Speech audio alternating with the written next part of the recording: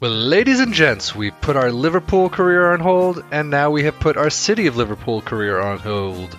I'm kind of sensing a trend here. Anyway, I wanted to restart my Roma save, simply as my beta save did so well in the views department, so I figured I just had to try again and see if it did anywhere near as well. Plus, managing in Italy just is fun. There's lots of little knickknacks that are just fun to try and deal with, as well as a team like Roma who's just got loads of great players and full of potential is really fun to just manage. And I do have to say that I am sorry that I keep playing a season and then jumping ship. I really don't mean to, but either I see the views aren't there, or my interest starts waning a bit, and I just have the desire to move on to something new, or back to test out a new version of an old save.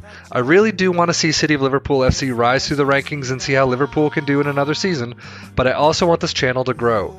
And since I'm not a good promoter of my own channel, I go with videos people seem to like. Well, at least view. So Roma it is! Now, while we're finally back in Italy, there are a few differences between this save and my beta save. First off, you may notice that we are no longer on FM Touch. While the thought did cross my mind to continue my beta save, unfortunately, it was corrupted somehow and would not load anymore. So that actually allowed me to move Roma to the full version of FM 17. And secondly, I sort of cheated at the beginning of this one. I didn't want to have the same transfers as I did in the beta save, as I didn't really want to have the exact same type of season. Especially if you saw the video the last time.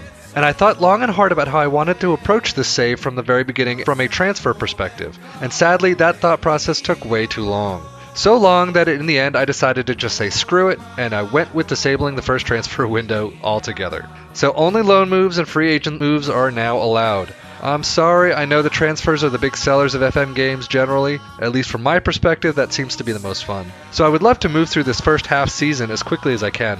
Of course, only time will tell how successful that plan really is. So I'm not going to keep you too long in this episode, hopefully, but we have played through the friendlies, and we have done spectacularly. Let's see, schedule. Generally, I don't manage the friendlies, I let my assistant coach do that. Gets him some good experience. But look at these results. I'm actually not impressed with the 2-0 win over the under-20s. I really wish I would have had a bigger result there, but hopefully that just shows how good our under-20 team is. But wins against Brisbane Roar 3-2, Logroñés 1-0, and then we actually did tie Everton. As a Liverpool fan, that kind of hurts. But then we absolutely crushed Latina 3-0, and we actually won against Liverpool 2-0. All of those results allow us to top off a very successful preseason campaign. And if you look, maybe I was wrong the last time about Dzeko. Dzeko? I'll just go Dzeko. 5 goals in 6 games isn't really a bad tally. You've got, where is it? 1 against Brisbane Roar, and then a hat-trick against Latina, and another one against Liverpool. Obviously, it's just preseason, but it gives me a little more confidence in his ability for this season. Of course, being 30 years old, I don't really expect him to be at Roma past this season. His contract runs out in 2020, so maybe we'll keep him around this season and/or January we'll see, or the summer, and we'll bring in a younger player to take his place or something along those lines. We'll see if we can get some good money for him, but we're definitely going to be bringing in a striker either in January or summer, depending on how the others do. But finally, we ended the preseason with a Xavi Prieto testimonial match with Real San Sebastián, where we drew 1-1 with goals from Elustondo and Salah. Tactics. Click on Tactics. There we go. So basically, as for the tactics I'm using, there are actually 2 or 3 that I'm going to be trying out this season. First is a fairly standard 4-3-1-2 narrow, with a standard mentality and a flexible shape. The instructions for all of these are pretty much, a work in progress. I've got to really see how they do during the season. The next one is a 4-2-3-1 DM wide with a standard mentality and fluid shape. The difference here is I've got 2 DMs instead of 2 central mids. So that's kind of a different from a regular 4-2-3-1. I guess that's the DM part, but I've seen it work in test Roma saves before, where they go through the season this way. You see it with 2 DMs in front of the defense, and it seems to just really create both an attacking and a defensive state of mind both at the same time. And the last tactic I wanted to try was a 3-5-2. This one basically used 3 at the back with 2 wing backs, 1 DM, 2 central mids, and 2 attacking. Again, standard mentality, fluid shape. But I honestly have no clue how the season will go with these tactics, but I really want to see how the 3-5-2 works. So far, that's the one I've been using in most of the preseason matches. If we go to schedule, I think from Logroñés down, we've been using this 3-5-2. The only problem with it is that it does leave El Shaarawy and Salah out. I mean, I know they could both play striker, but I really like them on the sides, so I might need to use the 4-2-3-1 more often, but we'll kind of see which gets the best results. If we start seeing, ties and losses pile up, then I'll switch to another one and see how that goes. But the 3-5-2 is the one I'm going to be primarily using right now. The squad. As for the team, you can see that Roma really has a very good team. It just needs some tweaking. And obviously, in this transfer window, we're not going to see it, but hopefully by January, we'll see what we need to keep, pick up, all that. I am still not a Dzeko fan, to be honest, but in this save, he has 5 or 6 months to prove why I should keep him around, and according to this preseason, he's really is showing it. So let's see Dzeko. Some lag here. So he didn't play here, but look at that. 6'6", okay, not good. 9'5", 7'10". He is going down in his dribbling. His finishing is fantastic. Heading, fantastic. I mean, he's a tall guy. First touch is good. Jumping reach, strength, all that. Very good for right now. His stats will start decreasing since he is 30. Again, that's why I'm kind of going to kick him out at the end of the summer, probably, if not before, but we'll see. So Totti and Tuminello, I guess that's how you pronounce it, Tuminello? Totti and Tuminello, you'll see Totti. God, he looks old. Totti looks fantastic, though. I mean, look at those numbers. His physicals aren't great at all, I mean, but mental and technical are fantastic. So he will be getting used. I just don't know how much. I know Totti's a huge player at Roma, but I remember him in the beta save, and he wasn't the most effective. So I'll play him here and there. We'll see how he does, but probably not a whole lot. I'm really just kind of hoping he retires at the end of the season so I can bring him in as a coach afterwards. And let's take a look at Tuminello. Where's Tuminello? Tuminello. Right there, Marco Tuminello. Yeah, he's kind of average. I mean, he's got loads of potential, as you can see. 4 stars potential. He really is one that I will probably keep around, probably play in the under 20s so we can get some game time in. And then if either Dzeko or one of the other strikers, Totti or someone else, gets injured, then he can come in and hopefully get some game time. I might play him in the cups as well, so we'll see. As for attacking mids, Salah and El Shaarawy are the ones I remember being fairly beast in the beta, so I really need to figure out how to get them onto the team sheet, considering 2 out of my 3 tactics, like we've just said, don't really have wide attacking men, so I really need to figure that one out. As for our midfielders, we've got a really strong group. Nainggolan, Strootman, De Rossi, Paredes, and Grenier. They're all very good. I mean, Nainggolan. Where is Nainggolan?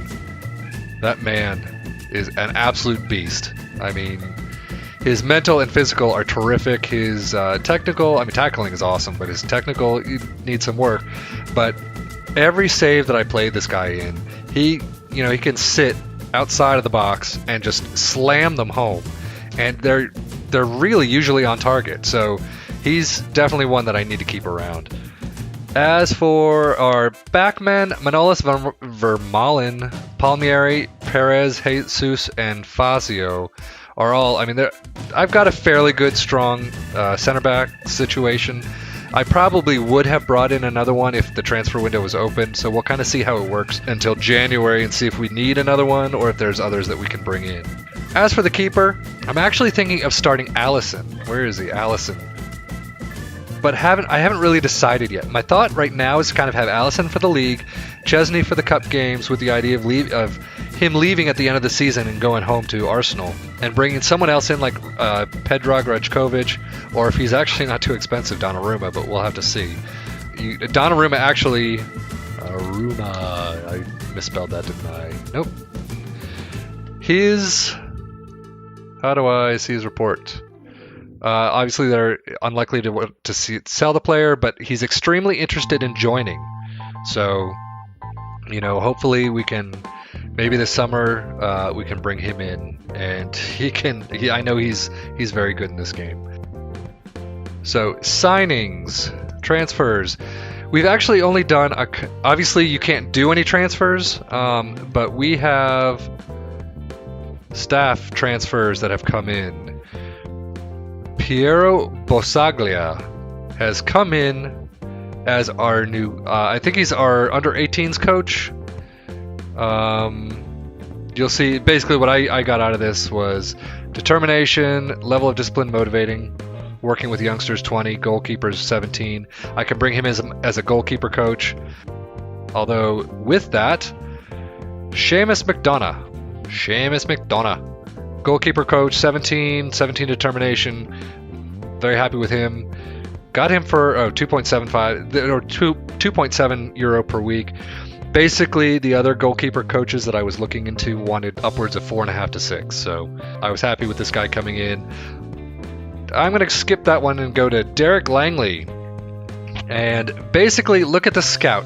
Brought him in, 18 player ability, 20 player potential, adaptability 6. I don't really know what that will do. Hopefully that'll not be too much of an issue. I know he's from England, so maybe he won't be able to adapt very easily to Italy. I hope that's not the case, but we will see. But look at that, 950 euro per week for an 18 and 20 scout.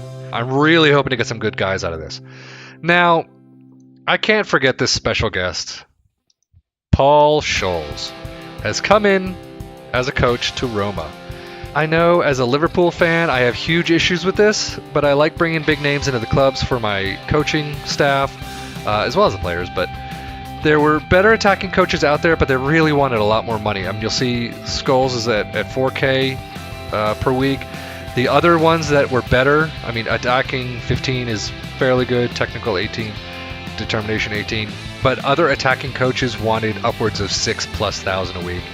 And, you know, I can suck it up for the ginger to come on in for 4K a week. And, you know, we could always use with more coaching staff. And like I said, I do like bringing in big names to clubs. And even as a United player, I can bring him in and hopefully he'll do well at Roma. So, lastly, I want to take a look at the finances.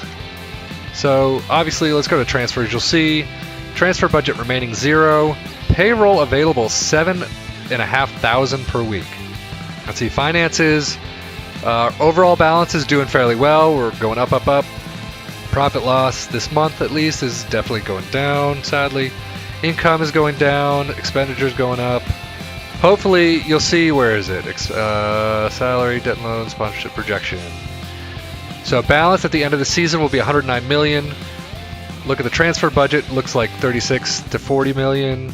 We're really hoping, you know, to get a lot of money during this summer or this January, if not this summer. So we'll have to see. Financial fair play, we look fine. Allowed is a 5 million loss. Current is a 31 plus. So it looks like we're doing fairly well. Now, one thing I did want to show you is, as I'm progressing through this this little intro area, is that the Champions Cup best place playoff matches have been set. Man City get Anderlecht. We get Villarreal. Porto get BMG, who is Bruges, Mönchengladbach. Fenerbahce get Ajax. Shakhtar get AS Monaco. And the other thing I wanted to mention is, as you can see, Juventus have been made 5-2 favorites to win the Serie A, and the rest of the contenders can see us at 15-4, Inter at 4-1, Napoli at 9-2, AC Milan 5-1, and Fiorentina at 25-1. And Crotone, I still have no idea how to pronounce that, have been made evens favorite to go down. So this is going to be an interesting season. That's all I have to say. Okay, so that took a bit longer than I anticipated. Sorry about that. But that is where we will end this first episode. Next up, you'll see, where is it? Schedule. God, I gotta figure this out. Next episode, you will see that we were going to start the Champions Cup best place playoff first leg against Villarreal. We'll probably play that one, then do the Pescara. Well, we'll see. Maybe I'll do the Pescara game there too, or even do a 3-episode series with the 2 Villarreals sandwich against Pescara. So we'll see how it goes, and thank you so much for watching. Like, subscribe, and all that jazz, and we will see you soon. Take care and enjoy.